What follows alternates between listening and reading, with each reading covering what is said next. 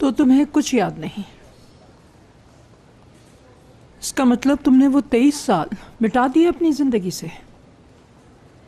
देखें, माजी में मेरे साथ क्या हुआ है मैं कुछ नहीं जानती, और मैं आपको भी नहीं जानती। इसी में हम सबकी भलाई होगी। इस तरह तुम मुझे अपने पोते का दुश्मन नहीं बनाओगी।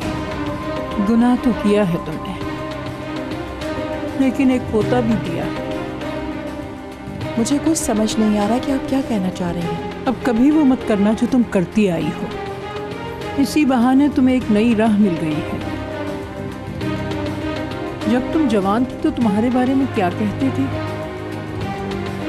अपनी उंगलियों पर दुनिया को नचाने वाली लैला। मुझे लगता है आप मुझे अच्छी तरह जानते हैं। तुम्हें उस छोटे बच्चे पर रहम नहीं आया?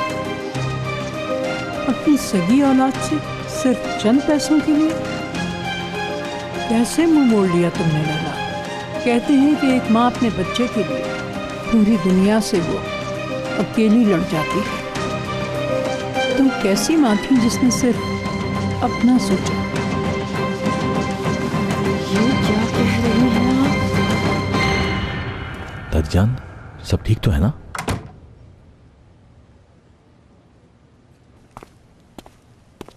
कैसी हैं आप? काश मैं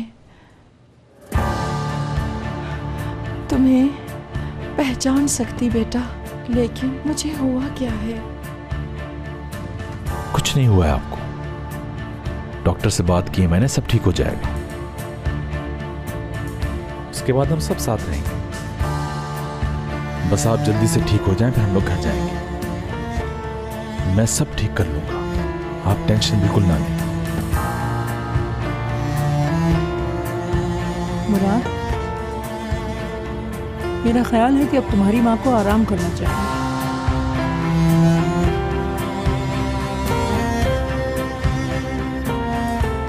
मुझे एक जरूरी काम से जाना है। मेरा दोस्त आ रहा है, आपके साथ रुकेगा। आराम करें।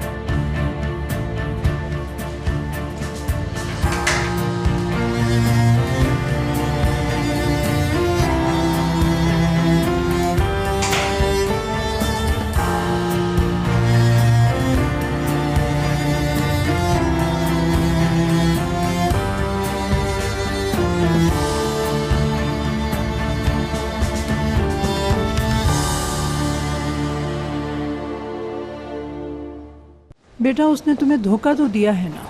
सब घर वाले ये जानते हैं और तुम उसे वहीं ले जाओगे। दादीजान, वो मुझे 23 साल बाद मिली हैं और बीमार भी हैं। आप तो देख रही हैं ना, उनके पास कौन है उनका? आखिर जैसे भी हैं वो मेरी माँ है। दुआ करूंगी कि तुम्हें अब कभी मायूसी ना हो। मैं उनके साथ वो नहीं कर सकता जो उन्होंने आपके साथ किया। मैं मानता हूँ उन्होंने आपके साथ गलत किया। तुम जानते हो, सब जानते हो बेटा। हाँ, एक और बात, नया घर बनवा रहा हूँ मैं, वहाँ हम सब लोग साथ रहेंगे। अब क्या हो गया तुझे? दादीजान, वो घर अब छोटा पड़ता है, दूसरा घर बड़ा होगा, वहाँ हम सब लोग साथ रह सकेंगे आराम से। मुराद, जरा दिमाग से सोचो। लैला उस घर में कैसे रह सकती है? दारिया भी वहाँ होगी। किसी के साथ कोई जबरदस्ती नहीं, जो रहना चाहे रह सकता है। अच्छा ये बता, क्या तूने हयात से बात की? कल तेरे चेहरे पर परेशानी थी। मैं बात कर लूंगा उससे, आप परेशान ना हो।